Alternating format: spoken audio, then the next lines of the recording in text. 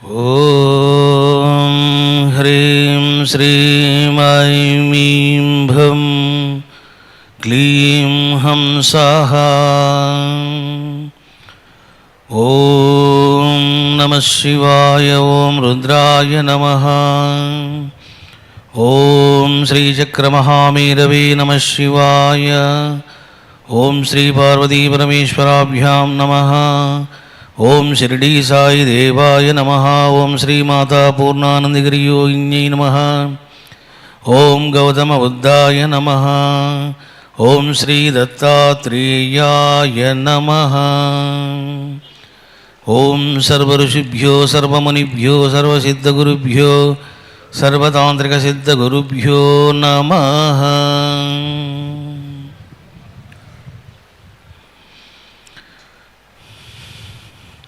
దివ్యాత్మస్వరూపులారా, గురు పౌర్ణమి అసలకు మనకు ప్రతి నెల ఒక పౌర్ణమి దినము వస్తుంది. మళ్ళీ ఎందుకు గురు పౌర్ణమి అని అన్నారు అని అంటే, ఈ పౌర్ణమి యొక్క ప్రత్యేకత, ఆషాఢ పౌర్ణమి యొక్క ప్రత్యేకత ఏమిటిది అంటే, ఇది గౌతమ బుద్ధుని యొక్క పౌర్ణమి. ఈరోజే గౌతమ బుద్ధుడు తన యొక్క దివ్య ఉపదేశమును, సందేశమును లోకానికి అందించడానికి శ్రీకారము చుట్టాడు. జ్ఞానోదయం పొందిన తరువాత గౌతమ బుద్ధుడు ఎంతో ఆనందముతో ఉత్సాహభరితంగా కాశీకి వచ్చాడు. కాశీ యొక్క నదీ తీరములో తన యొక్క గురువులు అంటే తనకు ప్రారంభములో కొంత విద్య నేర్పినటువంటి గురువులు, తోటి స్నేహితులు ఉన్నారు. వాళ్ళను వెతుక్కుంటూ వెళ్ళాడు. అందరూ ఆశ్చర్యపడే విధంగా గౌతమ బుద్ధుడు తన యొక్క ఆత్మ సాక్షాత్కార బ్రహ్మానుభూతిని చెప్పాడు. ఏ గురువులైతే గౌతమ బుద్ధునికి ఉపన్యాసాలు చెప్పారో ఆ గురువులందరూ చివరికి సాష్టాంగ నమస్కారం చేయడం జరిగింది. చూశారా బాబు, జ్ఞానము విజ్ఞానము. జ్ఞానం అందరికీ కలుగుతుంది శాస్త్రాలు చదువుకుంటే, కానీ విజ్ఞానం అనేది శాస్త్రాలు చదువుకుంటే రాదు, సంస్కృతం నేర్చుకుంటే రాదు. కేవలము తపశ్శక్తి వలన కానీ, గురువు యొక్క కటాక్షం వలన మాత్రమే కానీ ఆత్మసాక్షాత్కారం, జ్ఞానోదయం సంప్రాప్తం అవుతాయి. అందువలన ప్రతి ఆషాఢ పౌర్ణమి నాడు గౌతమ బుద్ధుని యొక్క ఆరాధన శుభారంభమయ్యింది. మరి సౌత్ ఇండియా గురించి మీకు తెలుసు కదా, అన్ని గొడవలే, అన్ని సిద్ధాంతాలే, లేని రాద్ధాంతాలే, రకరకాల సాంప్రదాయాలు, సిద్ధాంతాలను కల్పించి మనుషుల్ని చిన్నాభిన్నం చేశారు. భారతీయ సంస్కృతిని గందరగోళం చేశారు. మరి ఏం జరిగింది? గౌతమ బుద్ధుని యొక్క అనుచరులకు, జైనుల యొక్క అనుచరులకు, ఇక కొంతమంది ఆచారుల యొక్క అనుచరులకు ఇంకా సిద్ధాంతాలు ప్రారంభమైనాయి. బుద్ధుడు ఉన్నప్పుడు ఎవడైనా వచ్చి మాట్లాడి ఉంటే వాడికి గుణపాఠం చెప్పేవాడు గౌతమ బుద్ధుడు. గౌతమ బుద్ధిని తర్వాత వచ్చారు వీళ్ళంతా ఆచార్యులు. వచ్చి ఆ సంస్కృతం పట్టుకొని, వ్యాకరణం పట్టుకొని తర్కాలు చేసి, నువ్వు శూన్యం అన్నావు, శూన్యం అంటే ఏమిటిది, శూన్యముందని ఎవరు చెప్పారు? చూశారా? గౌతమ బుద్ధుడు శూన్యం అన్నాడంటే ఆ శూన్యం యొక్క నిర్వచనం నీకు తెలుసా? ఆ శూన్యానుభూతిని నువ్వు పొందావా? నీకు శాస్త్రం మాత్రమే తెలుసు, సంస్కృతం మాత్రమే తెలుసు. ఈ విధంగా లేనిపోని రాద్ధాంతాలు చేసి ఇదిగో గౌతమ బుద్ధుణ్ణి సాగనంపారు. ఆయనకేం జరగదు, నష్టపోయేది మానవులే. చూశారా, కాలగతిలో గురు పౌర్ణమి అంటే బుద్ధుని యొక్క ఆరాధన పోయి ఏం చేశారు? రకరకాలుగా ఇంకా ప్రచారాలు చేసుకుంటూ పోయినారు. చూశారా, ఇక వాళ్ళ కర్మలు అట్లా ఉన్నాయి, దానికి మనం ఏం చేయలేం. ఎవడికి భాగ్యం ఉందో వాడు ఆరాధిస్తాడు. కాబట్టి ఈరోజు గౌతమ బుద్ధుని యొక్క తొలి ఉపదేశ శ్రీకార సుదినం అని మీరు తెలుసుకున్నారు. అందుకనే చూశారా, బాబాకి కానీ మాతాజీకి కానీ నేను స్తోత్రహవనం చేయలేదు, కేవలం నామహవనమే చేశాను. మరి బుద్ధునికి ఎందుకు చేశాను స్తోత్రహవనం 21 శ్లోకాలతో అని అంటే, గురు పౌర్ణమి నాడు ఆరాధించవలసింది ప్రధానంగా గౌతమ బుద్ధుడిని. ఎందుకంటే ఆయన దినం ఇది, కాలంలో మార్చేశారు, దానికి ఎవడేం చేస్తాడు, వాళ్ళ కర్మ అది. ఎందుకంటే బుద్ధుణ్ణి ఆరాధించే భాగ్యము పుణ్యము ఇవన్నీ మరి ఉండాలి కదా, లేని వాళ్ళు దారి తప్పుతారు. ఈ రకంగా గురు పౌర్ణమి నాడు చక్కగా మీరు తెలుసుకున్నారు. మరి ఈ గురు పౌర్ణమి నాడు ఏమిటి దివ్య సందేశం, శిష్యులు ఏమి తెలుసుకోవాలి, ఏమి ప్రధానంగా గ్రహించాలి అన్నప్పుడు, ఈరోజు మీరు 3 సిద్ధ గురువులు యొక్క వాళ్ళ శిష్యుల యొక్క కొంత సమాచారము సందేశము మీరు శ్రవణము చేయబోతున్నారు.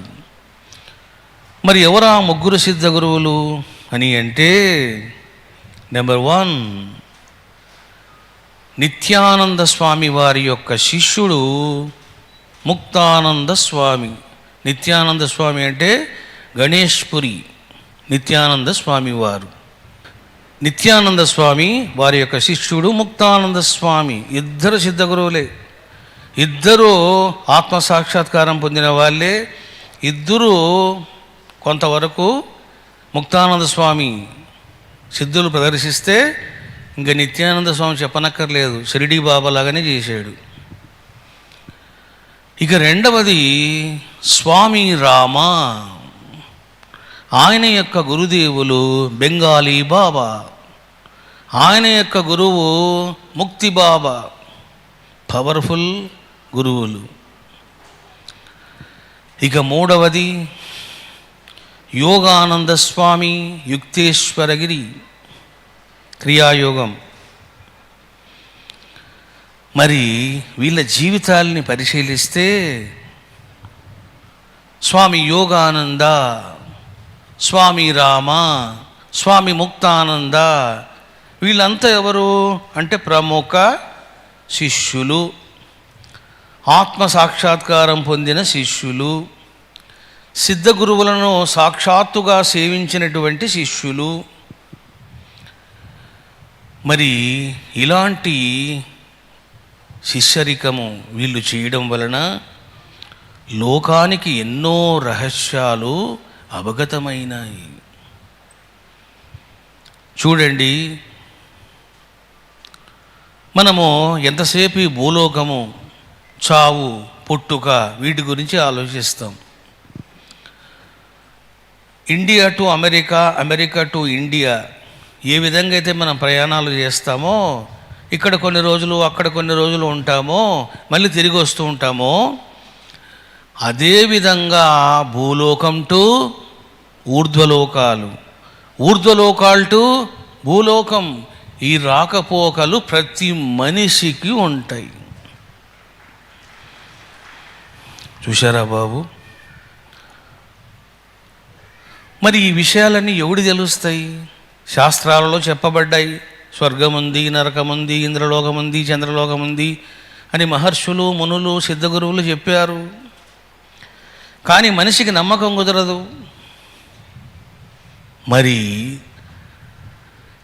ఇటువంటి సత్యము మీకు యోగానంద యుక్తేశ్వరగిరి జీవితంలో తెలుస్తుంది. యుక్తేశ్వరగిరి సమాధి కాగానే యోగానంద స్వామి విపరీతంగా కుమిలి కుమిలి ఏడుస్తాడు. 100 days. చూడండి, ఆయనే గురువుగారు. గురుదేవా, ఎందుకు నాకు ఈ దౌర్భాగ్యాన్ని కలిగించావు అని బాధపడతాడు. 100వ రోజున యుక్తేశ్వరగిరి వస్తాడు. ఆశ్చర్యపోతాడు. ఇది కలనా నిజమా అనుకుంటాడు. లైవ్లో వచ్చాడు, స్వప్నంలో కాదు. వచ్చి అమాంతం కౌగిలించుకున్నాడు. అప్పుడు గురువుగారు అన్నారు, యుక్తేశ్వరగిరి, నాయనా యోగానంద, నువ్వు ముందు చాలా బలంగా ఉన్నావు, అంత గట్టిగా పట్టుకోమాక, కొంచెం వదులు. నువ్వు చూస్తున్నది స్థూలావస్థలోని, జాగ్రత్త అవస్థలోని, స్వప్నావస్థ ఏం కాదు అని చెప్పి ముఖాముఖిగా చెబుతాడు. నేను ఇప్పుడు ప్రస్తుతము ఊర్ధ్వలోకాల్లో ఉన్నాను.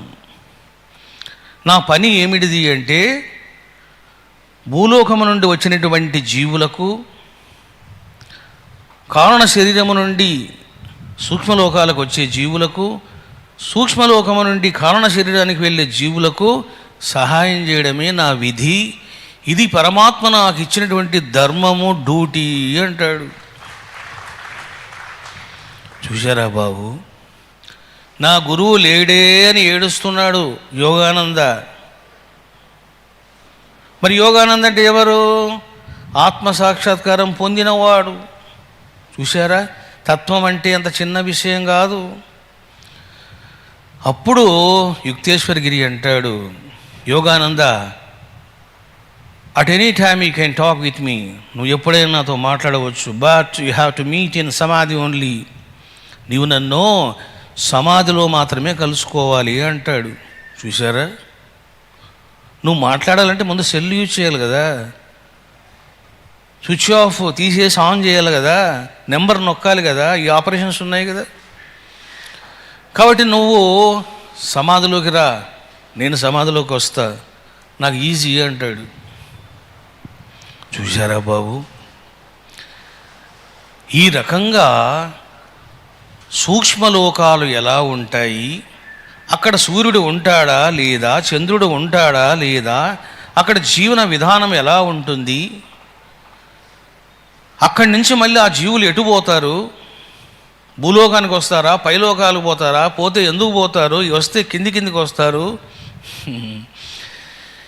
ఈ విషయాలన్నీ చెబుతాడు.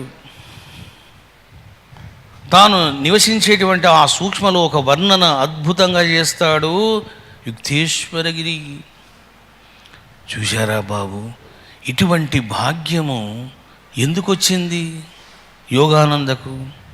ఎందుకు అని అంటే, జన్మ జన్మల గురు శిష్య సంబంధము, వాళ్ళ పుణ్యమా అని యుక్తేశ్వరగిరి సందేశం మనకు లభించింది. మనమేం శిష్యులం కాదే, మనకు రుణానుబంధం లేదే, లేకపోయినా ప్రసాదించడం జరిగింది. చూశారా బాబు, ఇక రెండవది ఏమిటిది అంటే, ముక్తానంద స్వామి, గణేశ్పురి నిత్యానంద స్వామి. నిత్యానంద స్వామికి లక్షల్లో కాదు, చాలామంది ఉన్నారు శిష్యులు, వేలు కాదు, లక్షలు కాదు, కోట్లలో ఉన్నారు ఆయన. ఎందుకంటే మొత్తం నార్త్ ఇండియా అంతా ఆయన ప్రకాశింపజేశాడు తన యొక్క మహిమలను. ఇటువంటి ముక్తానంద స్వామి జీవించి ఉండగానే, అది సమాధి అయిన తర్వాత కాదు, జీవించి ఉండగానే ముక్తానంద స్వామి కొన్ని క్వశ్చన్స్ అడుగుతూ ఉంటాడు. గురుదేవా, నిజంగా పైలోకాలు ఉన్నాయంటారా? తపోలోకం అంటారు, నిజమేనా అని అంటాడు. ఎందుకంటే మనకు శాస్త్రాల్లో మనం వింటాం, ఓం భూహు ఓం భువః ఓం సువః ఓం మహః ఓం జనః ఓం తపః ఓం సత్యం. మరి నిజంగా తపోలోకం ఉందా అంటాడు. చూడండి, నిత్యానంద స్వామి అలా చూస్తాడు, కంటి చూపుతో పంపించేస్తాడు సమాధిలోకి. తల మీద చేయి కూడా పెట్టలే, దేహాన్ని కూడా ముట్టుకోలే, కంటి చూపుతో పంపించేస్తాడు. పంపించి వేయగానే ముక్తానంద స్వామి యాస్ట్రల్గా తపోలోకానికి వెళ్తాడు. మరి ఎలా వెళ్తాడు అని అంటే, ఎప్పుడైతే శక్తిపాతం చేశారో నిత్యానంద స్వామి, ఒక బ్లూ నక్షత్రం వస్తుంది. ఆ బ్లూ నక్షత్రం చూస్తుండగానే విమానములో ఎక్కి కూర్చున్నట్లు ముక్తానంద స్వామి జీవాత్మ వెళ్ళి అందులో లయమవుతుంది. ముక్తానంద స్వామిని తీసుకొని పోతుంది, తపోలోకములో విడిచిపెడుతుంది. సరే, ముక్తానంద స్వామి ఎంట్రీ అవుతాడు తపోలోకములో. ఎక్కడ చూస్తే అక్కడ అవధూతలు, సిద్ధగురువులు, మహర్షులు, మునులు, జటాజూడం మించుకొని కొందరు, గుండు కొట్టుకొని కొందరు, దిగంబరంగా కొందరు, రకరకాలుగా సమాధి నిష్టలో కొలువై ఉన్నారు. కానీ ఒక్కరు కూడా కళ్ళు తెరిచి చూడడం లేదట. సరే, వెళ్ళి చూశాడు. ఆశ్చర్యకర విషయం ఏమిటిది అంటే, అక్కడ చాలా కుటీరాలు కనపడ్డాయంట, కొన్ని గుహలు కనపడ్డాయంట. అట్లా ఒక గుహలోన ఫస్ట్ ఎవరు కనిపించారు అంటే షిరిడీ సాయిబాబా కూర్చొని కనిపించాడు. చూశారా బాబు, బాబా కాహే రే, హమారా షిరిడి మే హై, आओ पैसा लाओ हमको देवो, ఇదే దేగులాట. మరి షిరిడీ సాయిబాబా నిజంగా ఎక్కడున్నాడో తెలుసునా? స్టిల్ నవ్ ఆల్సో, ఇప్పుడు ప్రస్తుతం కూడా ఈ క్షణం ఆయన ఎక్కడున్నాడు? తపోలోకములో ఉన్నాడు ఆయన. చూశారా? సరే, ఆశ్చర్యపోయినాడు. కొంచెం ముందుకు పోయినాడు, ఇంకో గుహ కనపడింది. ఆ గుహలో ఎవరున్నారయ్యా అంటే తన గురువు అయినటువంటి నిత్యానంద స్వామి కూర్చున్నాడు. ఇతను అనుకున్నాడు, ఇది ఏదో మాయాజాలంలో ఉంది.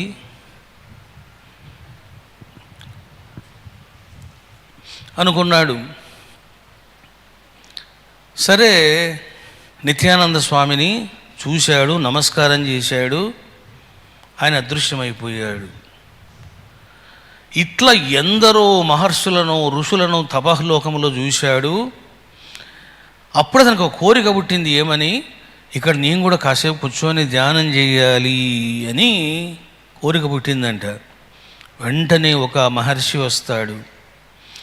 ఇక్కడ కూర్చొని ధ్యానం చేయాలి అంటే ముక్త పురుషులకే అది సాధ్యం, మీకు ఇంకా టైం అయింది పదండి అంటాడు. చూశారా? ముక్త పురుషులకే ఇక్కడ అలౌడ్, ఇక్కడ అందరూ కూర్చోలేరు, చంద్రు చేయలేరు, ఇంకా మనము వెళ్దాం పదండి అంటాడు మహర్షి. చూశారా బాబు? మరి శాస్త్రాలు చదివితే ఇటువంటి భాగ్యం శిష్యునికి కలుగుతుందా? ఒక సిద్ధ మహాగురువుని సేవించినప్పుడే కలుగుతుంది. ఇక స్వామి రామ చూడండి, స్వామి రామ జీవితాన్ని పరిశీలిస్తే అత్యంత ఆశ్చర్యం కలుగుతుంది మనకు. ఏమిటిది అంటే, స్వామి రామ అసలు ఏ విధంగా పుట్టాడు అని అంటే, తన గురువు యొక్క అనుగ్రహము చేత జన్మించాడు స్వామి రామ. స్వామి రామ యొక్క గురువు ఎవరు అంటే బెంగాలీ బాబా అంటారు. ఈ బెంగాలీ బాబా ఎంతటి గురువు ఒక్క మాటలో చెప్పాలి అంటే షిరిడీ సాయిబాబా లాంటి గురువు బెంగాలీ బాబా. అంటే చూడండి, సర్వజ్ఞత్వం, సర్వశక్తిమంతం, పంచభూతాలని శాసించడం. ఇంకా ఒకటి కాదు, రెండు కాదు. నేను మౌన దీక్షలో ఉన్నప్పుడు నాకు కలిగినటువంటి ఒక ప్రసాదం, అనుగ్రహం ఏమిటిది అంటే స్వామి రామ యొక్క అనుగ్రహము, వాళ్ళ గురువుల యొక్క అనుగ్రహం. చూడండి, స్వామి రామ మరి ఎలా పుడతాడు అన్నప్పుడు బెంగాలీ బాబా 60 సంవత్సరాల వయసులో ఉన్నటువంటి దంపతులను కలుసుకుంటాడు. భిక్ష కోసమని వెళ్తాడు, కావాలని కలబెడతాడు. మీకు సంతానం కలుగుతుంది అంటాడు. నాకెక్కడ కలుగుతుందండి అంటాడు. నౌ ఐఎమ్ హ్యావింగ్ 60 years, నా భార్య 54 అంటాడు. అప్పుడు బెంగాలీ బాబా చెబుతాడు, నీకు 18 monthsలో కొడుకు పుడతాడు, వాడు నాకు ఇచ్చేయాలి అంటాడు. ఓకే అంటారు. అదేవిధంగా పుడతాడు. మరి ఏ విధంగా తీర్చిదిద్దాడు అని అంటే సుమారుగా రామాకు 10 ఏళ్ళు రాగానే ఇద్దరు వెళ్ళిపోతారు, తల్లిదండ్రి. ఎందుకంటే అప్పటికే వాళ్ళు 60లో ఉన్నారు, ఇద్దరు చనిపోతారు. ఇక 10 సంవత్సరాల కుర్రవాడి నుంచి పెంచి పెద్ద చేసి ఒక పెద్ద బ్రహ్మజ్ఞానిగా చేస్తాడు బెంగాలీ బాబా. మరి చూడండి, ఎవరైనా ఎంతకాలం ఉంటారు ఈ లోకంలోన? బెంగాలీ బాబాకు సుమారుగా 70 ఏళ్ళు పైన పడతాయి. అప్పుడు స్వామి రామాను పిలుస్తాడు. రామా, నువ్వు ఒప్పుకుంటే నేను వెళ్ళిపోతాను అంటాడు. అప్పుడు రామ బాధపడుతూ, గురుదేవా, మీరు సర్వజ్ఞులు, ఎందుకు వెళ్ళిపోవాలి? మీరు ఇంకా కొంతకాలం ఉండండి అంటాడు. మళ్ళీ రామ కోసము సుమారుగా ఒక 12 ఏళ్ళు జీవిస్తాడు. సరే, 12 సంవత్సరాలు పూర్తయింది. ఒకరోజు రామ అనుకుంటాడు, నా వలన గురువుకి ఇబ్బంది కలిగిస్తున్నాను. ఆ రోజు నేను ఆ విధంగా అన్నాను, అందుకే ఆయన అలాగే ఉన్నాడు, సమాధి కాకుండా అనుకున్నాడు. ఎప్పుడైతే రామ అట్లా అనుకున్నాడో పిలిపించాడు. రామ, సాయంత్రం నేను వెళ్ళిపోతున్నాను, నువ్వు ఇంకా పిలవవలసిన వాళ్ళని పిలువు అంటాడు. చూశారా బాబు, మనం ఏదో అమెరికా ఫ్లైట్కి పోతున్నాను, రాత్రి ఏర్పాట్లు చేసుకోండి అన్నట్లు చెప్తాడు. సరే, కొంతమంది వస్తారు, వాళ్ళ ముందరనే ప్రాణం విడిచిపెడతాడు. మరి గురువు ఉన్నప్పుడే, గురుదేవా మిమ్మల్ని సమాధి చేయాలన్నా, దహనం చేయాలన్నా, ఏం చేయాలని అడగాలి కదా. ఒక్కడు అడగలే. ఆయన సమాధిలోకి వెళ్ళిపోయి ప్రాణం విడిచిపెట్టిన తర్వాత అప్పుడు రామ తలకాయ పట్టుకున్నాడు. అరే, ఇప్పుడు నేను ఏం చేయాలరా అన్నాడు. అప్పుడు అన్నారు, ఆయనని దహనం చేయడం వద్దు, ఏ గుహలైతే మనం తపస్సు చేశామో అక్కడనే మన గురుదేవులను పెట్టుకుందాం అని చెప్పి డిసైడ్ చేసుకొని వెళ్తారు. ఆ వచ్చినప్పుడు ఏమవుతుంది మరి? వాళ్ళు ఎక్కడో కొండపైన ఉన్నారు, ఆ కొండ కిందికి రావాలి. మరి అంత పెద్ద దేహాన్ని వాళ్ళు మోసుకోవడం చిన్న విషయమా? అక్కడ ఉన్నదే 4 ఉన్నారు, 4 బాడీని ఎత్తుకున్నారు, తీసుకొని వస్తున్నారు. కొంత దూరం నడిచిన తర్వాత ఇంకా వల్ల కాలే. సరే అని ఓ చోట పెట్టారు. ఓ చోట పెడితే బాధపడుతూ ఉన్నారు. స్వామి రామ కన్నీరు గారుస్తూ ఉన్నాడు. అప్పుడు చూడండి ఒక వాయిస్, ఏంటి మీరు బాధపడుతున్నారు? నన్ను లేచి కూర్చోమంటారా? లేకపోతే నా దేహం మాయమైపోతుంది, మీకు ఆ శ్రమ ఉండదు, నేను చేయవలసిన సహాయం చేయమంటారా అంటాడు.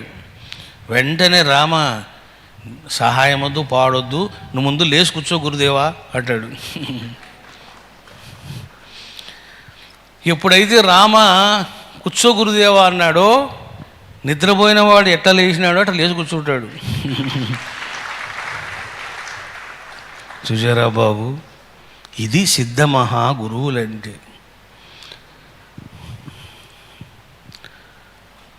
మళ్ళీ కొంతకాలం జీవిస్తాడు.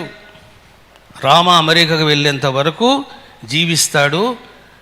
ఇంకా అమెరికాకు పంపించి గురువు ఆయన మహాసమాధి చెందుతాడు.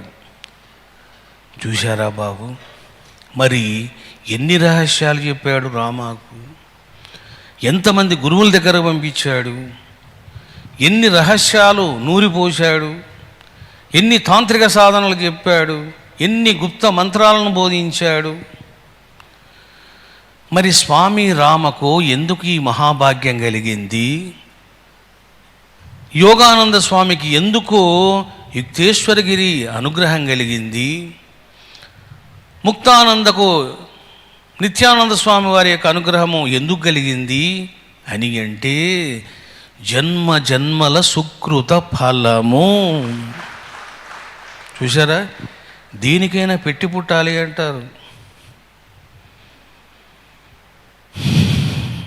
చూసారా బాబు, శివాని వయసు ఎంత? 20 సంవత్సరాలు. మీ వయసు ఎంత? చాలామందికి 50, 60, 70, 80 కూడా ఉంటుంది. మరి ఎందుకు వాళ్ళకి కలిగింది? పెట్టి పుట్టారు. చూసారా బాబు, అంటే వాళ్ళ జన్మలు అట్లా ఉంటాయి. ఇంక అంతే. ఏమిటయ్యా స్పెషాలిటీ? ఏమో గత జన్మలో వాళ్ళు ఏమి సేవ చేసినారో, వాళ్లకు నాకు ఏ సంబంధం ఉందో, ఎటువంటి సేవలు వాళ్ళు కొనసాగించారో మనకు తెలియని విషయాలు. తెలిసిన విషయాలే మనం మాట్లాడాలి. There is a flashback. Because of that, they got this type of opportunity to get realization in this life. అటువంటి భాగ్యం వాళ్ళకు ఉంది కాబట్టి అటు అందుకు వచ్చింది. చూశారా బాబు, కొంతమంది అంటూ ఉంటారు, ఇంకా మాకెప్పుడు కలిగిస్తాడు, ఇంకెంతసేపు భవానీ శివానేనా? అరే, నీకు అర్హత ఉండాలి కదా, నువ్వు కోరుకుంటే సరిపోతుందా? ఏమిటి నీ మనస్సు? ఏమిటి నీ సేవా నిరతి? ఏమిటి నీ అహంకార శూన్యత? ఏమిటి నీ ప్రేమ బంధం? ఏమిటి నీ త్యాగం?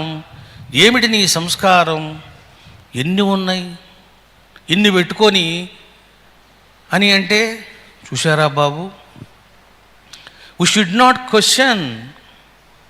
మనం క్వశ్చన్ వేయడానికి వీలు లేదు. ఎప్పుడు ఏది సంప్రాప్తం కావాలో అది సంప్రాప్తము అవుతుంది. మరి ఈ విషయములోన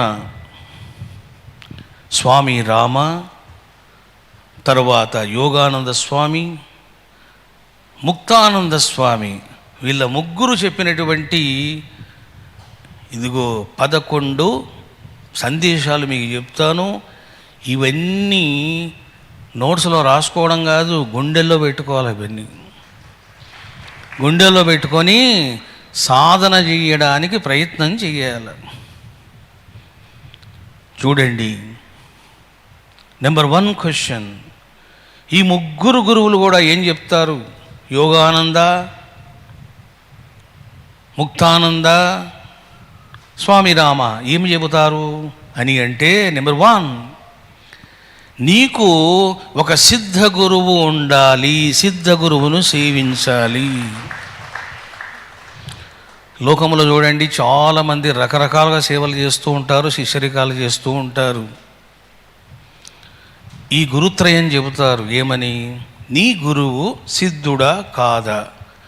ఒక్కసారి కాదు, 100 సార్లు స్కాన్ చేసి చూసుకో. మాటలు చెప్పడము, శిక్షణ ఇవ్వడము ఇది కాదు. ఆ గురువు ఆత్మసాక్షాత్కారం పొంది ఉండాలి, నీకు ప్రసాదించేటువంటి సిద్ధత్వం ఉండాలి. అటువంటి గురువునే పట్టుకో.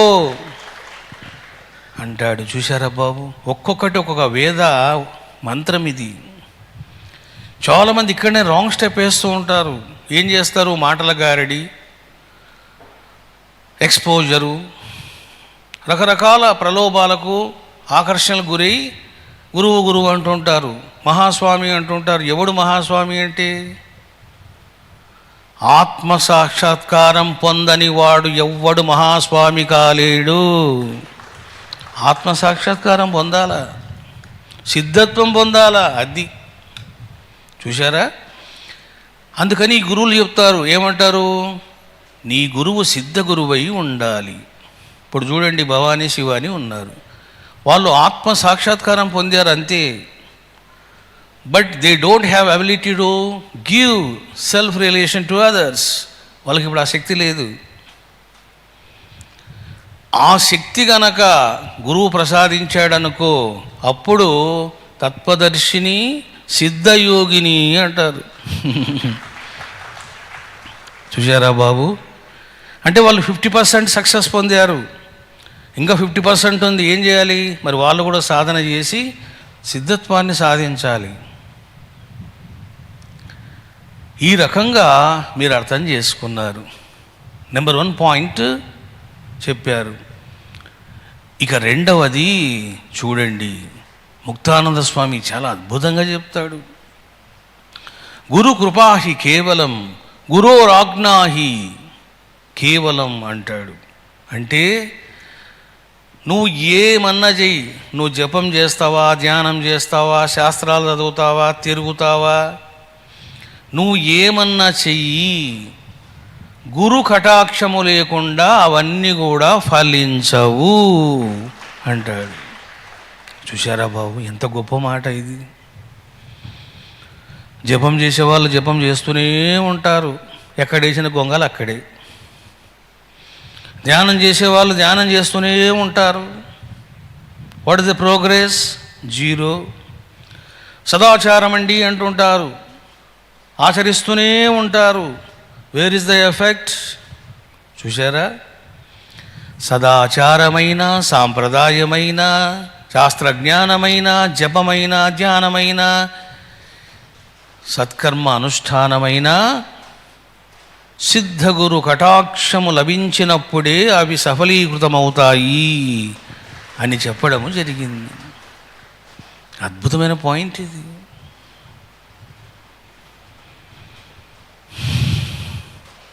చూడండి, స్వామి రామ చెబుతాడు ఇదే మాట, ముక్తానంద స్వామి కూడా చెబుతాడు. గురువు యొక్క వచనమును నువ్వు ఆచరించడములో ఏమరపాటును చూపవద్దు అంటాడు. చూశారా బాబు? గురువు యొక్క ఆజ్ఞను ఆచరించడములో నీవు ఏమరపాటును చూపవద్దు అంటాడు. 3వ పాయింట్. అంటే గురువు ఏదో చెప్పాడు, ఏం బాబు వచ్చావా, ఓకే కూర్చోండి, కాఫీ తాగండి అన్నాడు అనుకోండి, ఆజ్ఞలవి. కూర్చోమనగానే కూర్చోవాలంతే. ఎందుకులేండి గురువుగారు, టైం అయింది పోయేస్తా అనకూడదు. కూర్చోమంటే కూర్చోవాలి ముందు, అంతే. కాఫీ తాగు బాబు అన్నాం, కాఫీ తాగాలి అంతే. నాకు షుగర్ ఉంది స్వామి. నీకు షుగర్ కాదు, పొగరు ఉంది. నీకు షుగర్ కంటే ఎక్కువగా పొగరు ఉంది. ఆ పొగరు దిగాలి. పొగరంటే ఏమిటిది? అహంకారం. చూసారా బాబు? 3వ పాయింట్ ఏంటంటే 11 పాయింట్స్లో నువ్వు ఏ మరపాటు చూపమాక, ఏమి చెబుతాడో విను అంతే. ఏమయ్యా ఆ తెల్ల కారు తీసుకొనిరా అన్నాడు అనుకో, ఆడ 10 కార్లు ఉంటాయి, నువ్వు వెళ్ళి తెల్ల కారు తీసుకొని రావడమే అంతే. తెల్ల కారు ఎందుకు గురువుగారు, బెంజి కారు తెమ్మంటారా? చూడండి, ఇట్లా చేయకూడదు. ఏం చెప్పాడో అది చేయాలంతే. ఇక 4వది, గురుసేవ నీవు శ్రద్ధతో చేయుము. చూశారా బాబు? గురువు దొరికాడు, ఎట్లా చేయాలి నువ్వు సేవ? శ్రద్ధతో చేయాలా? అసలు నువ్వు శ్రద్ధతో చేయాలంటే ముందు గురువు దగ్గర ఉండాలి కదా. నువ్వు ఎక్కడో ఇంట్లో ఉంటే ఏం చేస్తావు? చూశారా? శ్రద్ధతో గురుసేవ చెయ్యుము అన్నారు. ఈ మాటలు వాళ్ళ మాటలు కాదు, వాళ్ళ జీవన సత్యాలు ఇవన్నీ కూడా. ఎందుకంటే వాళ్ళు కూడా తప్పులు చేశారు, వాళ్ళు కూడా తిట్లు తిన్నారు, వాళ్ళు కూడా రియలైజ్ అయినారు కాబట్టి చెప్తున్నారు ముగ్గురు కూడా. కాబట్టి నువ్వు శ్రద్ధతో సేవ చెయ్యము అని చెప్పడం జరిగింది. ఇక 5వది, నువ్వు చూడండి, ముక్తానంద స్వామి చెప్తాడు, నువ్వు గురువుకు శరణాగతి చేసిన తర్వాత, నీ అహంకారాన్ని సమర్పించిన తర్వాత నువ్వు ఏడ్చావు అంటే, నువ్వు భయపడుతున్నావు అంటే, నువ్వు దూరమైపోయినావు అని అంటే నువ్వు అర్థం చేసుకో, నువ్వు నిజమైన శిష్యుడవు కాదు. నీ యొక్క భక్తి ప్రేమ నటన అంటాడు ముక్తానంద స్వామి. చూశారా బాబు? నిజంగా నువ్వు గురువును నమ్మినప్పుడు ఎందుకు భయపడుతున్నావు? దేనికి భయపడుతున్నావు? భయపడి ఏమి సాధిస్తావు? చూశారా? సర్వం పరిత్యజ్య ఆత్మావలోకనార్థంతు. పరమాత్మను దర్శించాలంటే మరి సర్వాన్ని పక్కన పెట్టాల్సిందే నువ్వు. నాయమాత్మ బలహీనైన లభ్య, అయమాత్మ నలభ్య, ఎవడికి బలహీనుడికి దొరకదు ఇది. కాబట్టి నువ్వు శరణాగతి చేసినప్పుడు బాధపడవద్దు. ఏదైతే వచ్చిందో అది ప్రసాదం అనుకో. భయపడుతున్నావంటే నీకు శరణాగతి చేయలేదని తెలుసు, అర్థం చేసుకో. నీ ప్రేమ సత్యం కాదని తెలుసుకో అంటాడు ముక్తానంద స్వామి. చూశారా బాబు? 5వ పాయింట్ ఇది. వీరే చూడండి, ముక్తానంద స్వామి అంటే వీరే. ఈ ముక్తానంద స్వామి చిన్నవాడు కాదు. చంద్రలోకం, ఇంద్రలోకం, పితృలోకం, స్వర్గలోకం, తపోలోకం, ఈ లోకాలన్నీ చూశాడు. చూశారా బాబు? చిన్నవాడు కాదు ఇతను. చూసి వచ్చి అన్నీ చెప్పాడు. యమలోకానికి కూడా వెళ్ళి యమలోక విశేషాలు చెప్పాడు. ఈ రకంగా 5వ పాయింట్ మీరు శ్రవణం చేశారు. ఇక 6వ పాయింట్ చెప్తాడు. నువ్వు విజయం సాధించావు అని అంటే గుర్తు ఏమిటితో తెలుసా?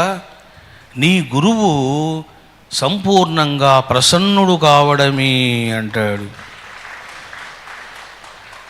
చూశారా బాబు? మన సేవలు ఎలా ఉండాలి? గురువు సంతోషపడాలి, సుప్రసన్నుడు కావాలి. ఇక్కడ చెబుతారు స్వామివారు, నీ యొక్క సేవలు గురువు మెచ్చుకునే విధంగా, ప్రసన్నుడయ్యే విధంగా ఉండాలి. ఇది గుర్తుపెట్టుకో బాగా అంటాడు ముక్తానంద బాబా. ఇది 6వ పాయింట్.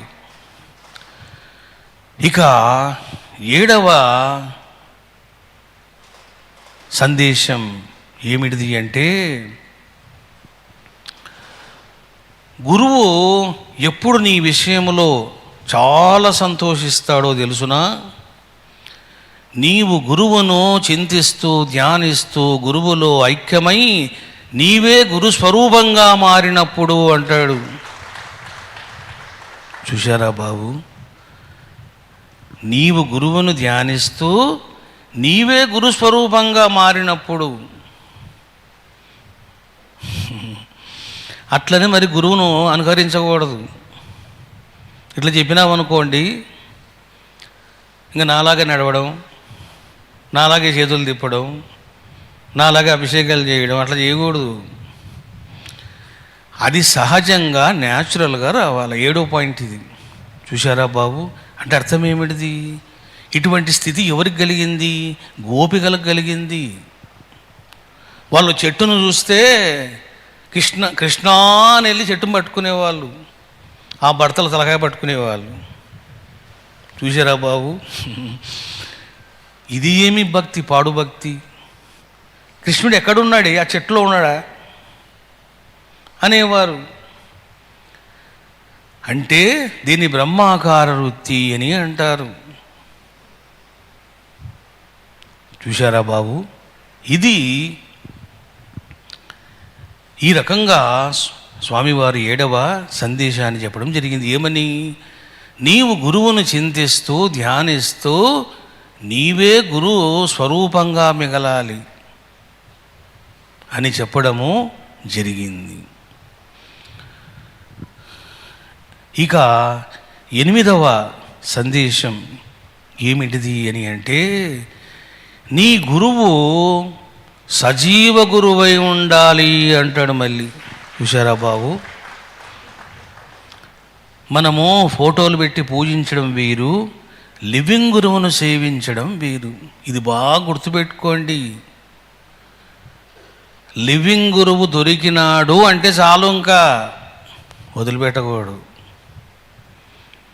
చూడండి, బోధలు ఎవడైనా చేస్తాడో ఆచరించాలి కదా. నేను 95 వరకు విశాఖపట్నంలో లెక్చరర్గా పనిచేసేవాడిని. ఎప్పుడైతే 1995 జూన్ 29 సాక్షాత్కారం కలిగిందో, మరి నేను జాబ్ కొనసాగించానా? లేదు. అలా అయిపోగానే వైజాగ్ వచ్చాను, మొత్తం మూడములు సర్దుకున్నాను. వాస్తవంగా నేను ఒక 5 లక్షలు ఒక వ్యక్తికి ఇచ్చాను ఇంట్రెస్ట్కి. ఆ డబ్బులు కూడా తీసుకోలేదు. బాబు నేను ఊరికి పోతున్నాను, ఇంట్రెస్ట్ పంపి అని చెప్పేసి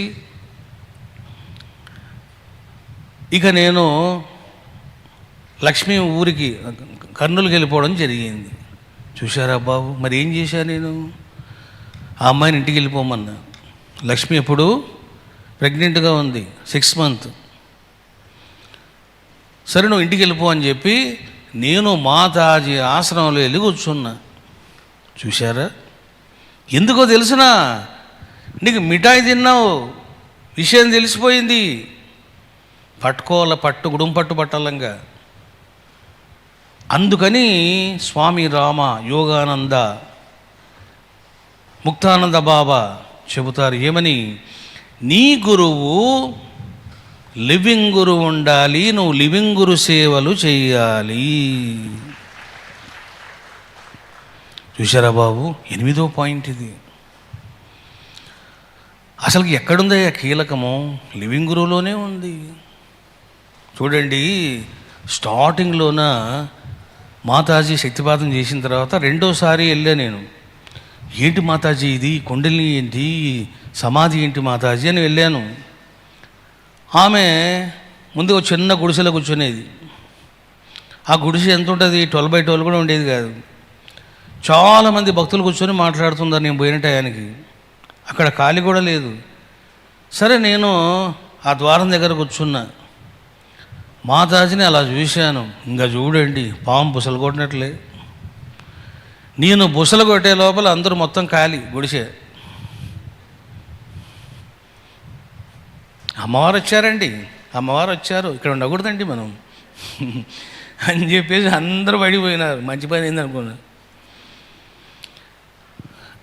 అంటే ఇప్పుడు మీకు అర్థమైందే, ఆ మాతాజీని చూసి నేను ఊగిపోవడం ఏమిటిది? చూశారా బాబు, మరి అదే గురువు యొక్క మహిమ అంటే.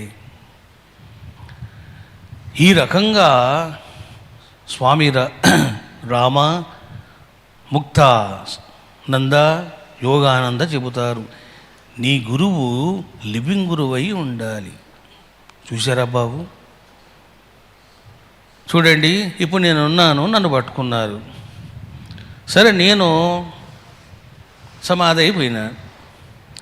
మరి మీరు ఏం చేయాలి? ఇంకా నా ఫోటో పట్టుకొని ఆ ముందు కూర్చోవడం కాదు, వచ్చి ఇంకా భవాన్నో శివాన్నో పట్టుకోవాలి.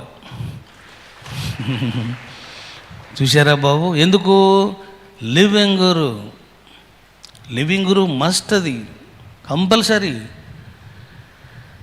ఎందుకంటే చూశారా, జనరేటర్ అది. లివింగ్ గురువు అంటే ఏం లేదయా, సిద్ధ గురువు అంటే జనరేటర్. ఆయన యొక్క శ్వాస. మీకు ఓంకారం కూడా చెప్పనక్కర్లే, నేను ఊరికే శ్వాస చేస్తే చాలు మీరు అంతా లోపల పోతారు. ఎందుకు అట్లా కారణం? ఎనర్జీ అది. అంటే స్పర్శ ద్వారా, చూపు ద్వారా, మాట ద్వారా, ఎంగిలి తిండి ద్వారా, కప్పుకునే బెడ్షీట్ ద్వారా. చూశారా బాబు? ఇప్పుడు ఈ దండ వేసుకున్నా నేను. ఈ దండ ఊరికే మీరు జస్ట్ అలా తీసి మెడలు వేసుకున్నారు అనుకోండి, ఇప్పుడు అట్లే కూర్చుంటాడు.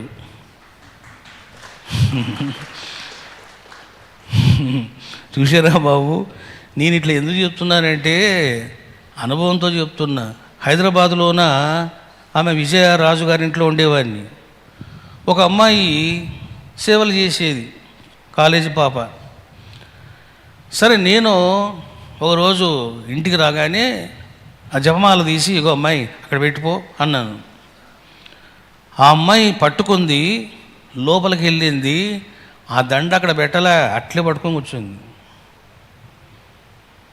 సరే, నేను స్నానం కూడా చేసి బట్టలు మార్చుకుందామని నేను వస్తే ఆ పాపకు నిలబడుకొని ఉంది, నా దండ చేతిలో ఉంది. అప్పుడు అడిగాను, ఏమైంది నీకు అన్నాను. ఏం కావడం ఏంటి స్వామి, ఆ దండ చేతిలో పడగానే నాకు ఏదో శక్తి ఆవహించింది, ఈ దండ నాకు ఇస్తావా స్వామి అంది. ఊరుకో మత్తలాడ పెట్టు, అక్కడికి ఉన్న పవర్ పోయింది, నా దండ పవర్ లాగేసావు నువ్వు. అప్పటి నుంచి చూశారా బాబు, దండాలు ఇయ్యను నేను వెళ్ళిన దండాలు ఇవ్వను. ఎందుకు అంటే దండలే కాదు, ఇక ఇప్పుడు ఇది ఉందా ఇక్కడ చూడండి, మీకు ఇంకా రహస్యం చెప్తున్నారా నాయన, దీన్ని ఉంచుతారో ఉంచారో. ఇప్పుడు చూడండి, ఇక్కడ కూర్చున్నా కదా నేను, ఒక గంట సేపు మీకు చెప్పారు, నేను ఎట్లా వెళ్ళిపోయినా. ఇప్పుడు ఎనర్జీ ఎక్కడ ఉంటుందంటే ఈ క్లాత్ మీద ఉంటుంది, ఈ వస్త్రం మీద ఉంటుంది. అది ఆ వస్త్రం ఇట్లా కప్పుకున్నావు అనుకో, నువ్వు గమ్మన పోతావు లోపలికి, అంతే. ఎందుకు అని అంటే ఎనర్జీ మహిమ అది. చూశారా బాబు? ఈ రకంగా మీరు అర్థం చేసుకున్నారు. ఇక 9వ సందేశం ఏమిటిది అని అంటే,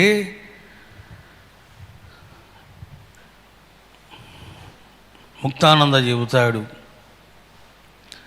గురువు మార్గములో నడువు, దిక్కులు చూడమాక అంటాడు. చూశారా బాబు? ఇది కలియుగం. రకరకాల గురువులు, రకరకాల ప్రచారాలు, రకరకాల గ్రంథాలు, రకరకాల మంత్రాలు. అందుకని ఈ ముగ్గురు చెబుతారు, దిక్కులు చూడొద్దు, నీ గురువు ఏమిటి మార్గం, ఏం చెప్పాడు, నడుచుకుంటా పో. చూశారా బాబు? దిక్కులు చూడకుండా ప్రయాణం చెయ్యి. ఇక 9 ఏం చెబుతాడు అంటే, నువ్వు ఏ సాధన చేయవలసిన అవసరం లేదు. అసలైన సాధన ఏంటి అంటే, దైవము కంటే నీ గురువునే నువ్వు ఎక్కువగా ప్రేమించాలి అంటాడు. చూశారా బాబు? వాళ్ళందరికీ ఎవరు సహాయం చేసినారు? గురువులే చేసినారు. దేవుడు చేయలేదు కదా. వాళ్ళ రూపంలో ఉన్నాడు దేవుడు, వాళ్ళల్లో ఉన్నాడు దేవుడు. అందుకని చెబుతారు, దైవారాధన కంటే కూడా నీ గురువుకే నువ్వు చెయ్యి. ఎందుకు? లైవ్ అది. చూశారా బాబు?